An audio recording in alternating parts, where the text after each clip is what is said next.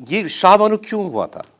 एक मुस्लिम तलाकशुदा महिला को गुजारा भत्ता मिले, और मुझे फिगर वो अभी तक थोड़ा मोड़ा याद रहता है, 460 रुपया या 700 कुछ रुपया, सुप्रीम कोर्ट तक वो महिला लड़ने के लिए गई और उस वक्त की सरकार ने पार्लियामेंट में एक्ट बना करके उसको सुप्रीम कोर्ट के डिसीजन को पलट दिया, नहीं मिलेगा भत्ता, नहीं मिलना चाहिए। देखिए इसका मैंने जिक्र किया है अपनी किताब में, once again I have said कि ये जो ये सो कॉल्ड अपीजमेंट पॉलिटिक्स है, इससे क्या हुआ है, ना ही मुस्लिम पब्लिक स्फेयर को रिफॉर्म होने दिया सो कॉल्ड सेक्युलर पार्टीज ने, और ना ही मुस्लिम प्राइवेट स्फेयर को रिफॉर्म होने दिया। अब इसका मेरे कहने का मतलब क्या है, मुस्लिम पब्लिक स्फेयर और प्राइवेट स्फेयर?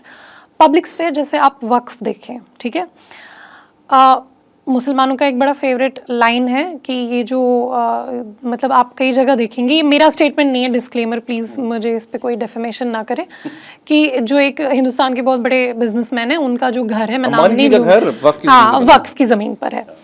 ये किसकी गलती है?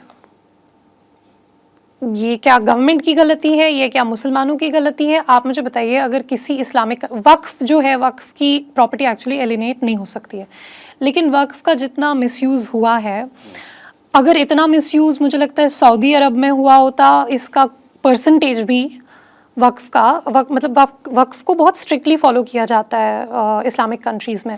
यहाँ खुली छूट मिली हुई है सेक्युलरिज्म के नाम पे, नहीं जी हम तो टच ही नहीं करेंगे, we will not reform the Muslim public sphere, for example, Waqf. Today, Waqf could have run the best kind of institutions, जैसे best, आप again मैं बोलूँगी कि आप अगर अपने बच्चे को आज उनके लिए स्कूल सेलेक्ट करें, तो पहले आपकी टॉप प्रायोरिटी होंगी क्रिश्चियन मिशनरी स्कूल्स। क्यों? क्योंकि उन्होंने बनाए हैं, they have made the best institutions, they have the best kind of governance। आप हमेशा कॉन्वेंट स्कूल प्रेफर करेंगे अपने बच्चे के लिए। ऐसा क्यों है? क्योंकि क्रिश्चियन कम्युनिटी ने इन्वेस्ट किया है इन building strong institutions, good institutions. एक दो एग्जाम्पल्स को छोड़ के, जैसे जामिया हमदर्द जो है, it is a good example of a good use of Waqf.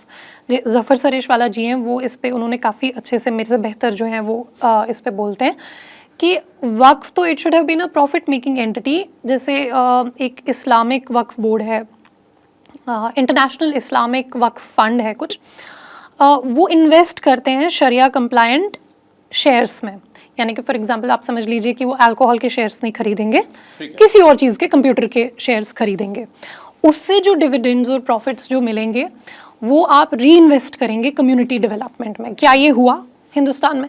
Sachar committee report जो है वो खुद कहती है कि वक्फ इसका वाइड स्प्रेड मिसयूज़ हुआ है। It's not even a fraction of what could have been. लाखों करोड़ की ज़मीन है, 200 करोड़ उनका third largest land owning entity अगर वक्फ है, तो फिर क्यों नहीं स्कूल बनाए गए उस पे मतलब एक आध यूनिवर्सिटीज़ को छोड़ के, या साउथ में कुछ अच्छी एग्जांपल्स हैं उनको छोड़ करके क्यों नहीं बनाए गए? क्योंकि ये जो सेक्युलरिज्म के नाम पे कुछ लोगों को खुली छूट मिली हुई थी कि तुम जो भी तुम्हें करना है तुम करो, तुम्हारे खिलाफ कोई एक्शन नहीं होगा। अगर यही चीज़, अगर कोई वक्फ की प्रॉपर्टी सऊदी अरब में एलिनेट हुई होती इस तरह से, तो मुझे तो लगता है वहाँ पे हैंग वैंग कर देते, वहाँ पे तो शायद डेथ पेनल्टी मिल जाती अगर इस तरह का कुछ होता। Now come to the Muslim private sphere. Private sphere को भी रिफॉर्म नहीं होने दिया। आपने जैसे बात की जो एलिमनी की या यूनिफॉर्म सिविल कोड की। अच्छा, वेस्टर्न नेशंस में कितने सारे मुसलमान रह रहे हैं? आप अमेरिका में देखें, अमेरिका में कितने हैदराबादी मुसलमान रह रहे हैं, वहाँ पे वो सेक्युलर कोड के अंडर रहते हैं।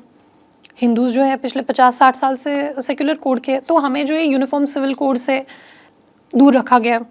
तो उससे क्या होता है कि देखिए कोई भी जो मुस्लिम महिला है, जब वो हम कहते हैं, ये कहने की बात है कि बहुत सारे राइट्स हैं इस्लाम में, फ़ीमेल को खुला देने का राइट है, लेकिन वो जब खुला देती है, खुला यानी कि वो जब अपने हस्बैंड को डिवोर्स देती है तो वो उनका मेहर ज़ब्त कर लेते हैं, वो उनको मेंटेनेंस नहीं देते, वो उनके बच्चों का मेंटेनेंस नहीं देते। मेरी अपनी कितनी फ्रेंड्स के साथ ये चीज़ हो चुकी है कि अगर उन्होंने खुद से मैरिज ब्रेक करने की कोशिश की तो the guy dictates the terms कि नहीं, अब तुम्हें मेहर भी वापस करना है, तुम्हें गोल्ड भी वापस करना है, तुम्हें मेंटेनेंस भी नहीं मिलेगा।